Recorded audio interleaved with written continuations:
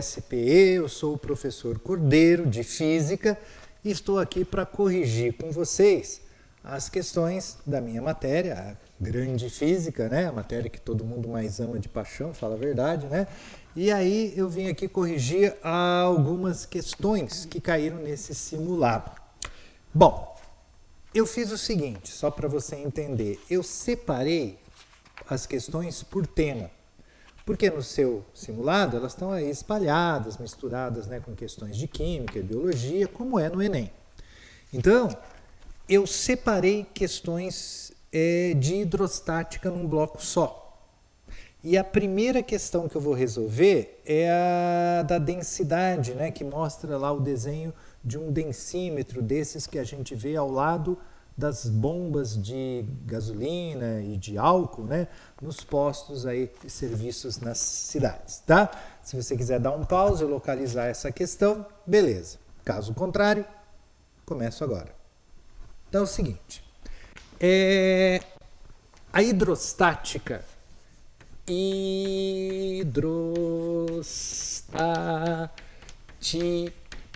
você sabe que as palavras, elas dizem coisas. E as coisas, isso é muito filosófico, as coisas que as palavras dizem, muitas vezes nelas mesmas estão. Hidrostática. Estática lembra repouso, parado. E hidro, a princípio lembra água, né? Mas a hidrostática estuda os fluidos. E no estudo da hidrostática tem dois conceitos que são assim fundamentais a gente compreender para que a gente possa entender toda a hidrostática. São eles os conceitos de pressão, que é a relação da força pela área, e o conceito de densidade, que é a relação da massa pelo volume. Todo o estudo da hidrostática está fundamentado nesses dois conceitos. E essa questão do densímetro do posto de gasolina está fundamentado no conceito da densidade. Como o próprio título, né, da questão já começa dizendo isso. E aí ele descreve como funciona esse densímetro lá no posto, e a pergunta é a seguinte: se o densímetro estiver bem calibrado, funcionando direitinho, portanto, sua tecnologia permite detectar uma alteração acima do permitido por lei na densidade de um combustível. E essa situação pode estar associada a quê? Bom, gente, é o seguinte. Se a gasolina ou se o álcool estiver dentro das suas especificações, ou seja, dentro do que deve ser, ele vai ter uma certa densidade. E o densímetro vai acusar essa densidade e aí conclui-se que tá beleza. Agora, pode ser que uma pessoa inescrupulosa coloque algum outro produto, água ou solvente, algum produto químico, de menor valor, mistura lá, altera a densidade, então a densidade pode ficar maior ou menor conforme o que se misturar ali, para a pessoa ter lucro, ou seja, bota um negócio barato misturado ali no combustível, aumenta ali a quantidade, né, e vende pelo preço de combustível bom, e aí o cara tem um lucro na base da falcatrua, da safadeza. Mas só que tem um detalhe. A física vai mostrar se ele fez isso ou não. Como? Pela densidade. Porque se o produto puro tem uma certa densidade, se eu misturo alguma coisa mais ou menos densa, eu altero essa densidade. E o densímetro, portanto, vai acusar isso daí. Então, se você procurar no meio das alternativas, você vai ver que a letra D, né, deixa bem claro isso daí. Então, essa situação pode estar associada, se ele estiver marcando, né, algum valor diferente, né, pela mistura intencional de água ou solvente, né, visando o lucro ilícito, a falcatrua, né? Então tá aí, a física dá um apoio danado aí ao nosso cotidiano, muito legal. Bom, aí agora eu vou mostrar dois testes que estão associados a uma das leis da hidrostática, né? Na verdade, a hidrostática, pessoal, ela tem 3 leis, né? E as leis da hidrostática são as leis de Steven, que lá no outro bloco eu comentei, né, uma questão sobre esse tema, a lei de Pascal e a lei de Arquimedes. Eu vou abreviar aqui, tá, pessoal? Arquimedes, Pascal e Steven. Lá no outro bloco resolvemos uma questão sobre Steven. Agora eu quero falar um pouquinho do Pascal. O Pascal, ele percebeu que os fluidos têm um comportamento bem típico. Se você provoca num ponto qualquer do fluido uma variação de pressão, nos demais pontos vai ocorrer a mesma variação.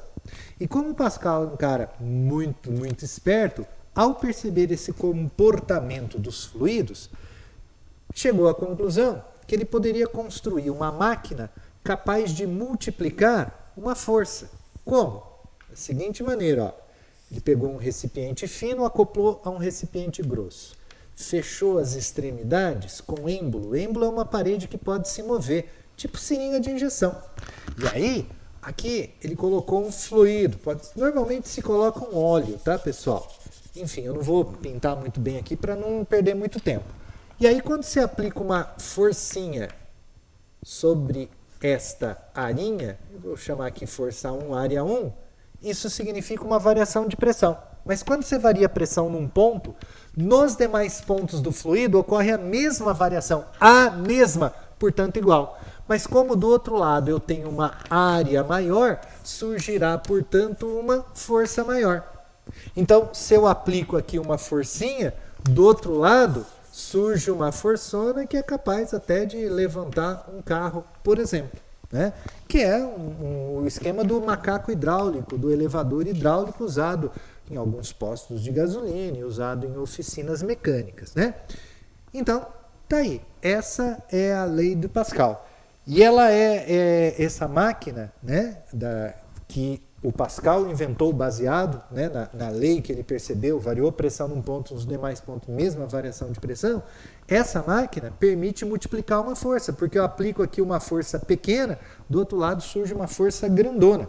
Né? Então, a letra B diz exatamente isso, a multiplicação de forças previstas pelo princípio de Pascal em sistemas hidráulicos. Né? E aí, essa resposta, portanto, letra B.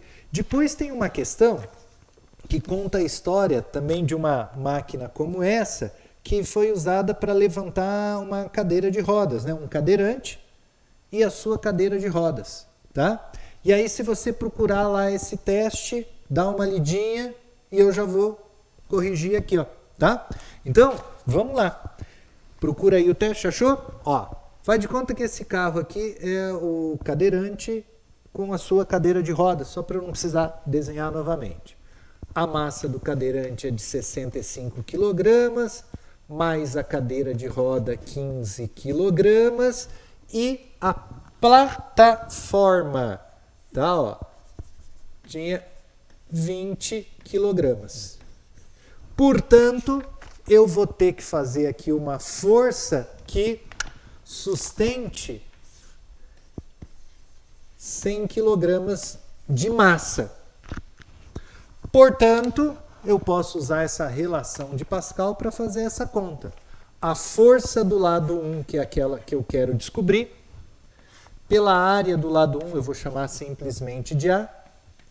Qual é a força que eu tenho que sustentar do lado 2? A força referente a esta massa. Portanto, o peso referente a uma massa de 100 kg significa um peso de 1000 newtons. E ele disse que essa área é 5 vezes maior. E a hora que você fizer essas contas, você vai descobrir que a força que você tem que aplicar é uma força de 200 newtons. Maravilha, meninos? Então tá aí, ó. Esses foram os testes de hidrostática que fizeram parte do seu simulado.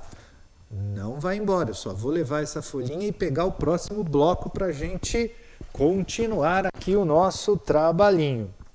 Bom, meninos, bom, meninas, nossa próxima parte aqui da correção é sobre termologia. E termologia é fundamentada basicamente em dois conceitos: temperatura e calor. Temperatura. Nós temos uma noção de temperatura, é uma palavra que faz parte da nossa vida, né? Afinal, até a hora que você vai colocar um bolo lá para assar, tem lá, né, na receitinha, coloque no forno a cento e tantos graus, 180 graus, enfim. Portanto, a temperatura é uma coisa que faz parte da nossa vida, né? Então a gente tem que estar ligado aí a esse tipo de conceitozinho. Então, temperatura na física, usando o conceito científico para defini-la, né? A temperatura é um número que está associado ao grau de agitação das moléculas das partículas de um corpo. A teoria cinética da matéria é a teoria que fundamenta a termologia. E a teoria cinética prevê que as partículas que compõem um corpo não estão paradas, elas estão em movimento, elas estão em constante agitação.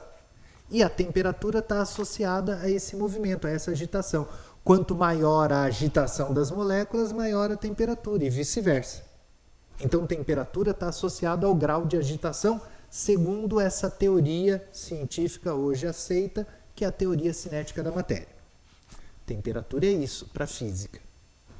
Calor é energia. Calor é energia que se transfere espontaneamente do corpo mais quente para o corpo mais frio. É energia em trânsito, calor.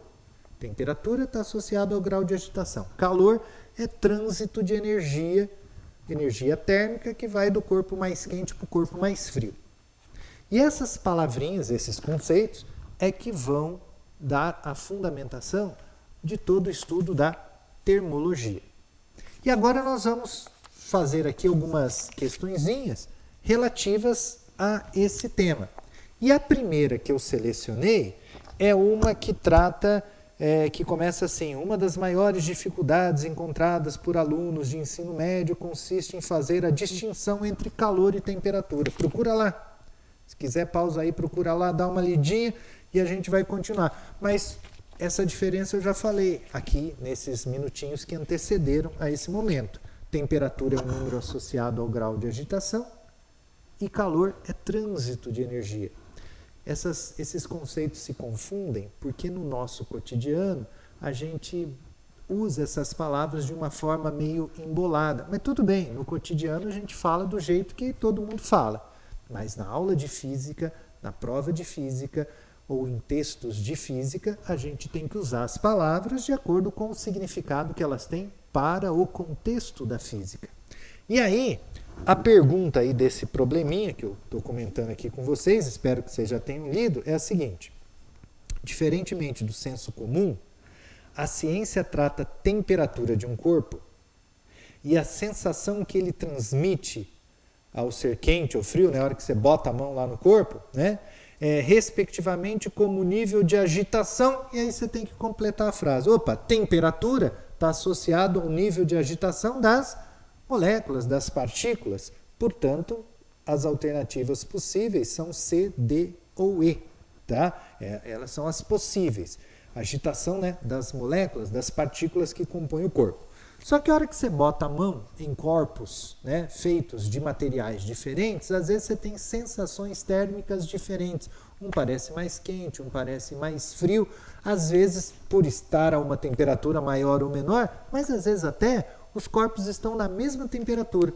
No entanto, a hora que você toca objetos diferentes, eles parecem estar a temperaturas diferentes, né?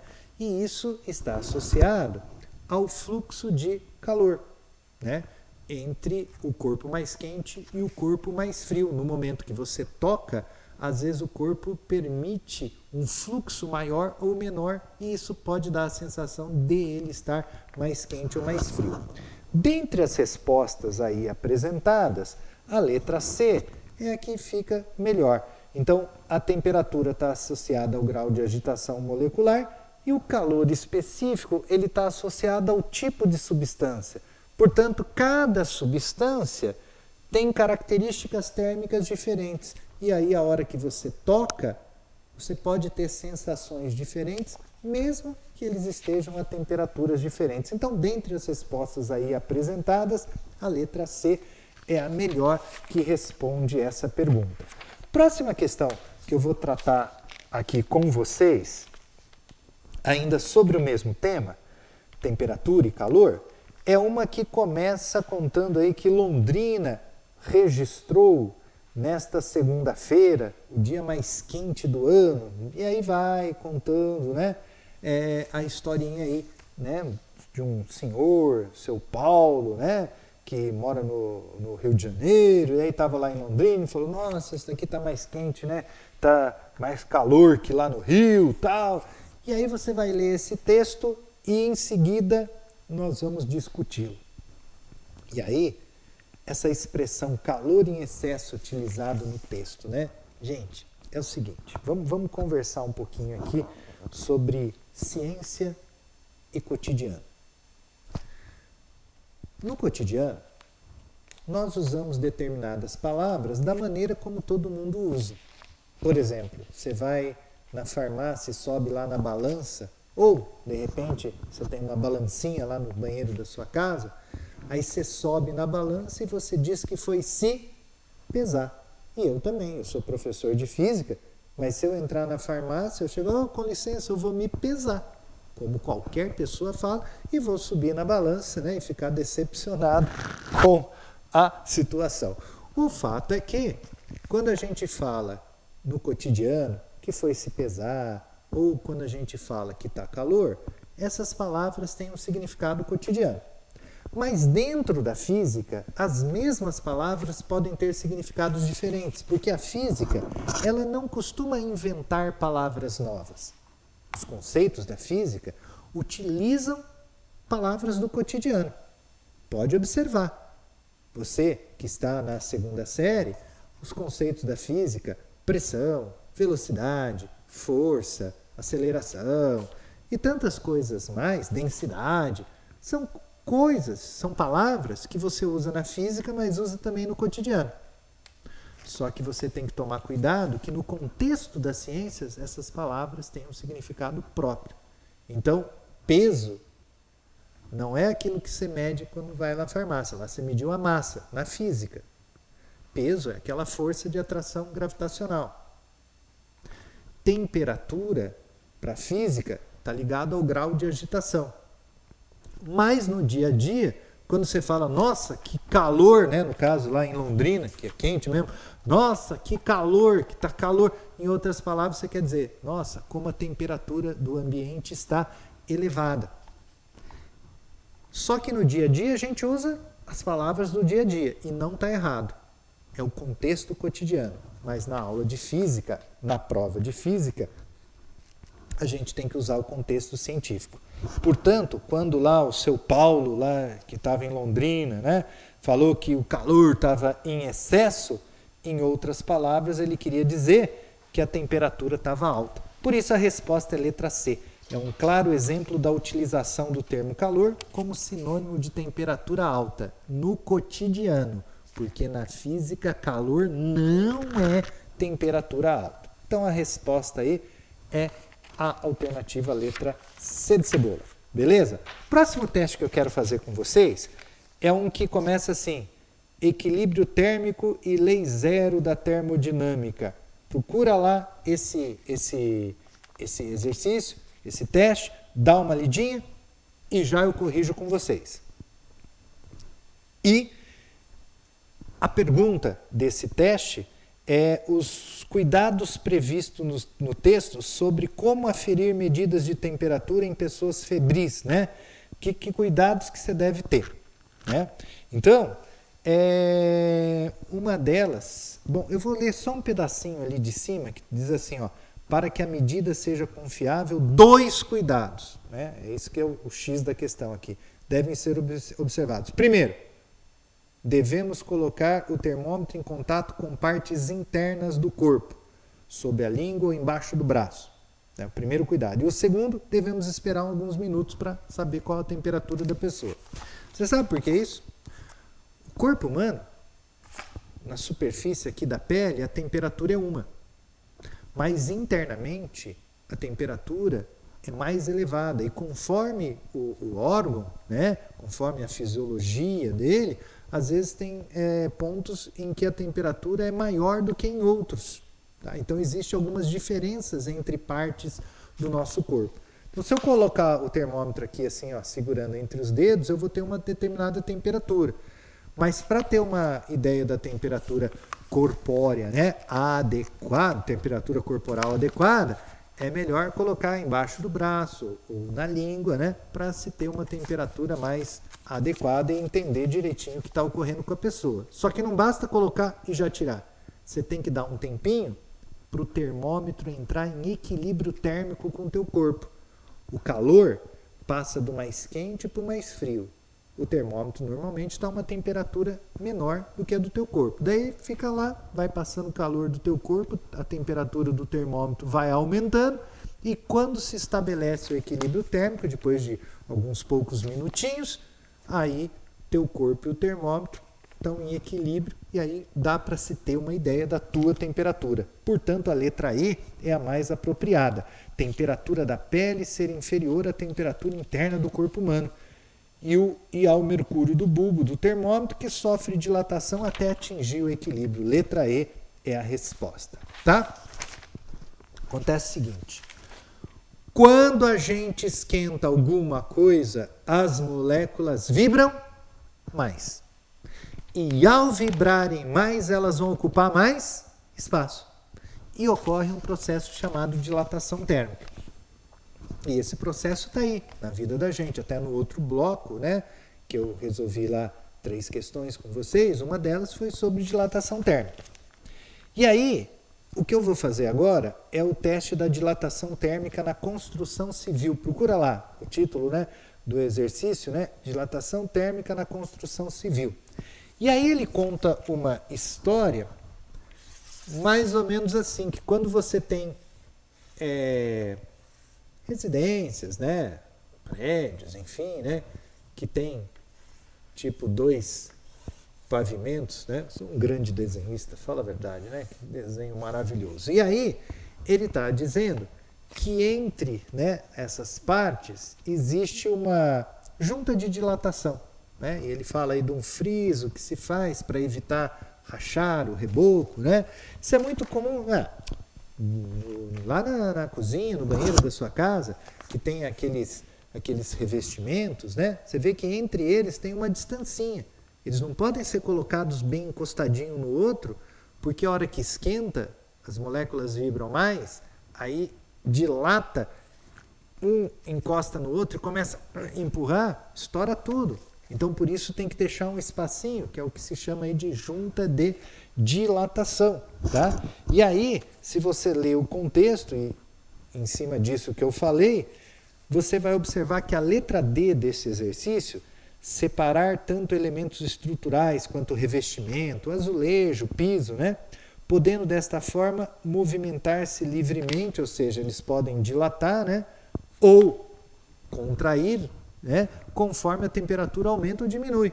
Então, aquele espacinho é de propósito, é a chamada junta de dilatação, para que cada peça, ou cada pavimento, ou uma ponte, pessoal, uma ponte muito extensa, se ela for muito comprida, em partes eles deixam um espacinho. Não sei se você já observou, quando o carro está atravessando uma ponte, de vez em quando a gente ouve um blam blam, né? O carro está em blam blam, blam blam. Ele está passando nessas juntas de dilatação. É um espacinho que eles deixam justamente para quando esquentar e as partes aumentarem de tamanho, se elas estivessem encostadas, uma empurra a outra, putz, racharia tudo, poderia até danificar, quem sabe até cair a ponte, claro que pode. Né? Então, a junta de dilatação é um recurso que os engenheiros usam graças ao conceito da dilatação térmica. Então, a resposta aí é letra D de dado.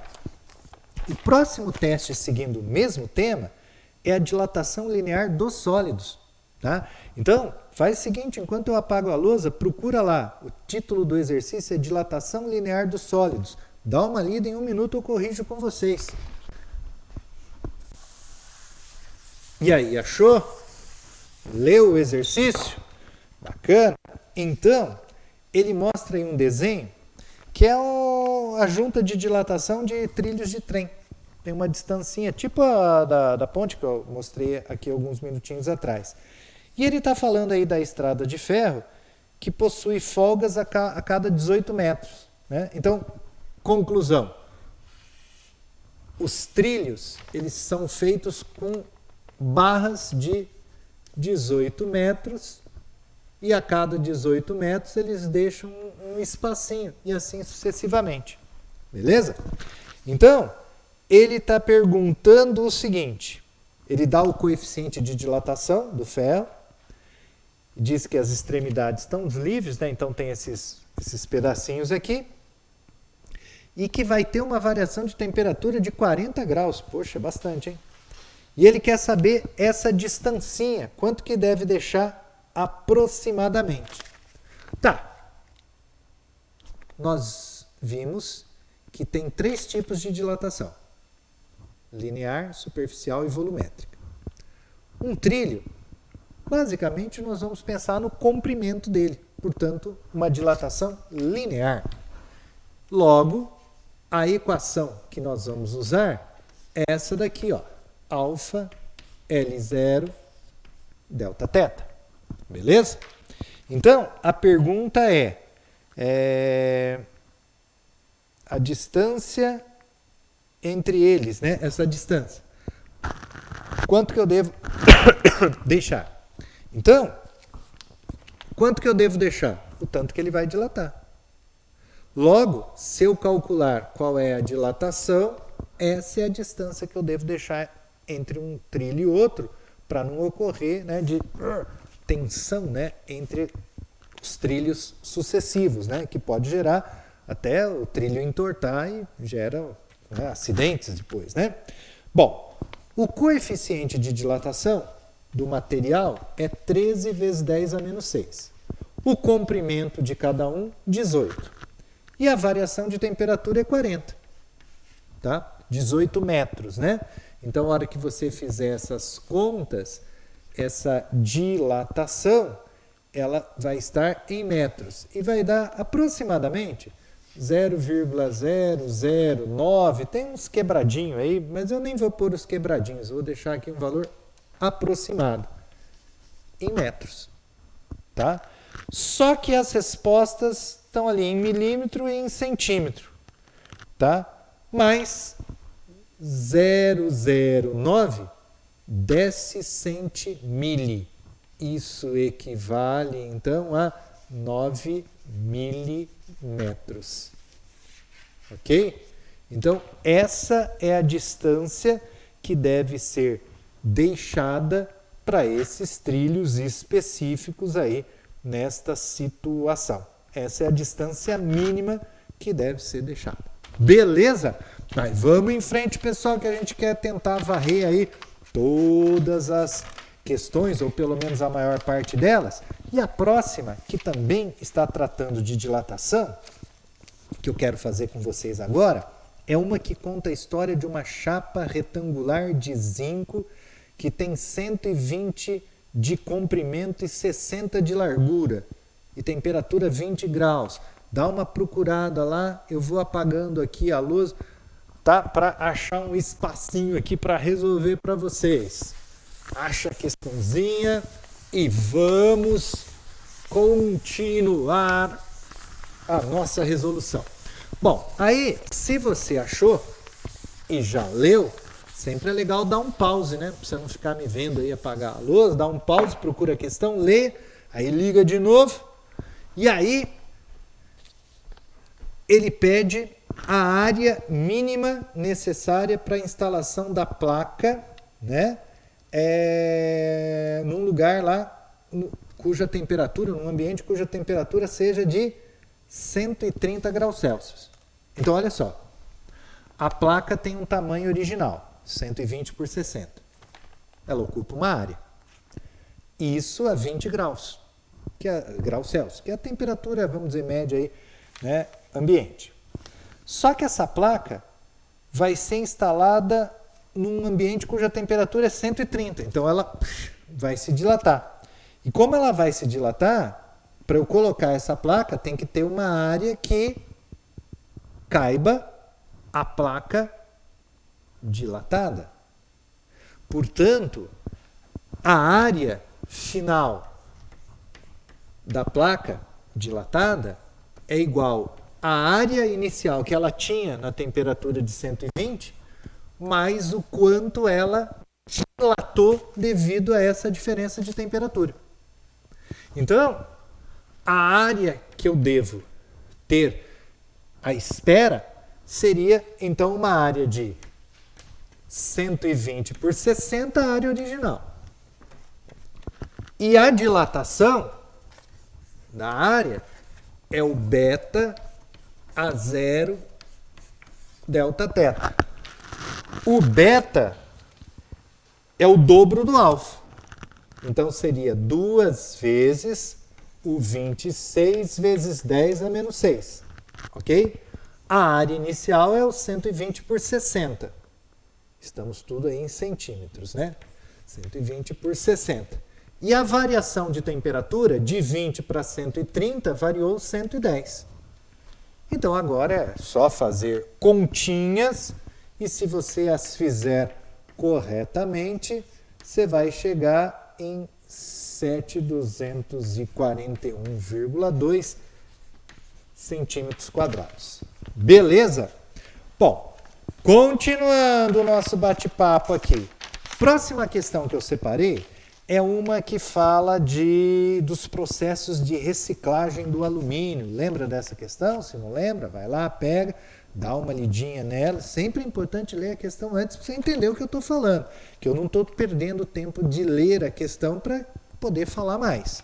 Bom, aí você vai ver essa questão que vai falando de etapas, né, para a reciclagem do alumínio. E a pergunta da questão é: nas etapas de reciclagem do alumínio podem ser destacados os fenômenos térmicos, ou seja, você tem que ler o texto e identificar o que é fenômeno térmico aí. No item 4, você vê que o material já limpo é fundido, fusão, a passagem do sólido para o líquido, é um fenômeno térmico. E depois, no item 6, né, ele fala do item 6, que o líquido é transformado em lingotes. Então, você tem aí um novo fenômeno térmico, né, que é a passagem do líquido para o sólido, que é a solidificação. Então, você tem aí a etapa 4 e a 6. Né? Então, só destacando aqui, ó, você tem a fusão no 4 e a solidificação no 6. O 5 é só um comentário do 4. Ele está fazendo um comentário a respeito do 4. Beleza? Então, nós ficamos com a alternativa letra D, que apresenta aí na etapa 4 a fusão e na 6 a solidificação. Beleza? Então, tá bom, meninos. Próxima questão é uma que fala das torres de resfriamento, tá? Torres de resfriamento. Localiza lá. Leia a questão. E aí, ele explica como é que funcionam, né, essas torres de resfriamento. E aí a pergunta é assim: a água poderá retornar ao processo a uma temperatura mais baixa que a ideal? Pensa comigo. Se a água retornar ao processo a uma temperatura mais baixa do que deveria, eu vou ter que esquentar essa água, né, para ela chegar na temperatura que eu quero. E se eu tiver que fazer isso, eu vou gastar energia, né? E aí, se eu procurar dentre as alternativas, eu vou achar na letra B, né? Ó, eu vou ler de novo a pergunta e depois a letra B, que é a resposta. A pergunta: a água poderá retornar ao processo a uma temperatura mais baixa que o ideal. Beleza, né? Porque entrou na torre de resfriamento e ela pode resfriar mais do que devia. Caso a torre de resfriamento não tenha um monitoramento térmico na saída, né, podendo gerar para a empresa elevados custos, porque se resfriar além do que deveria, depois eu tenho que pegar essa água e esquentar. Então, eu vou gastar energia. Então, o que é melhor? Melhor é eu resfriar até a temperatura ideal para ela retornar ao processo sem eu gastar energia. Mas se resfriar demais, aí eu tenho que esquentá-la. E se eu tiver que esquentá-la, eu gasto energia.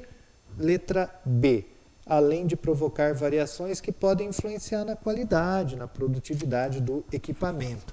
Gente, a física, ela está aí para nos ajudar a pensar, tá? Não é só para resolver probleminhas, mas para resolver situações do cotidiano que envolvem questões de física, seja na área da saúde, seja na área da engenharia, óbvio, né?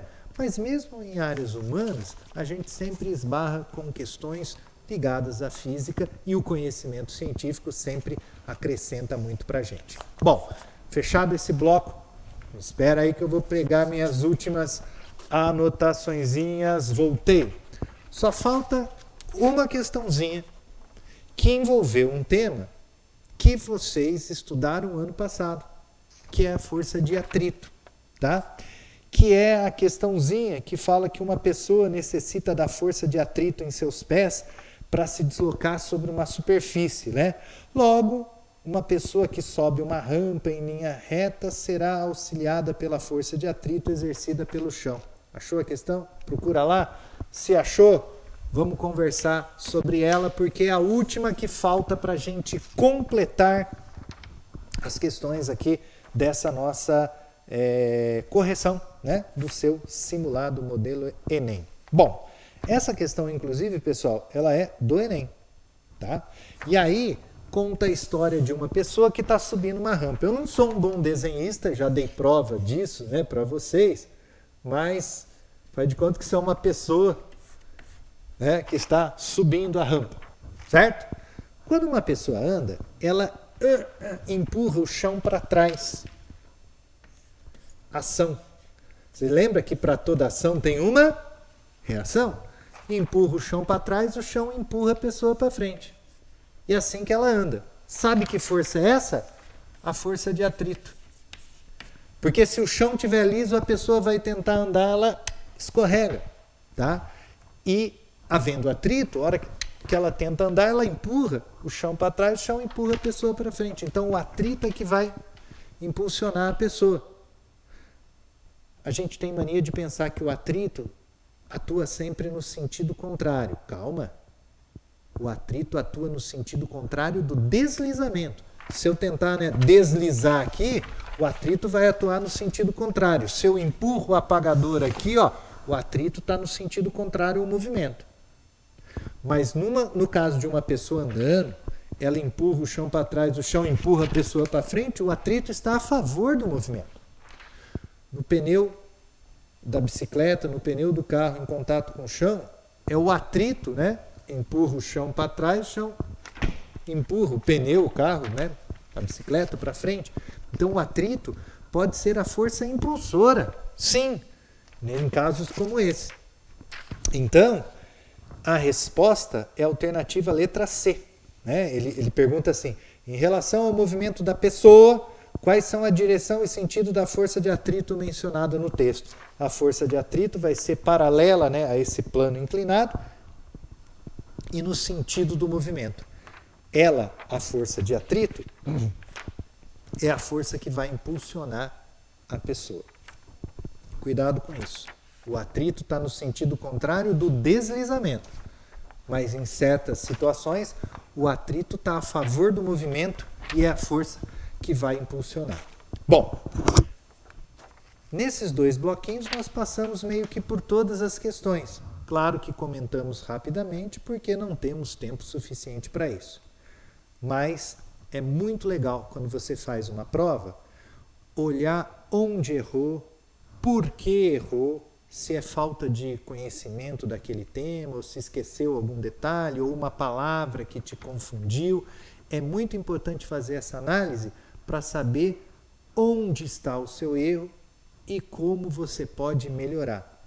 O Enem é hoje uma porta, né, que permite o acesso a universidades aí no Brasil inteiro. O Enem tem que ser levado muito, muito a sério. Por isso, pessoal, estuda.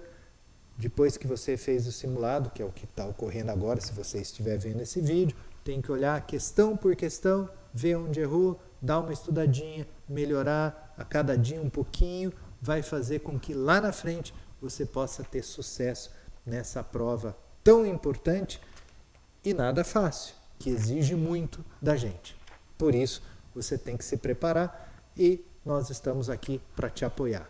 Sucesso, boa sorte, estuda bastante, firme aí. Um abraço.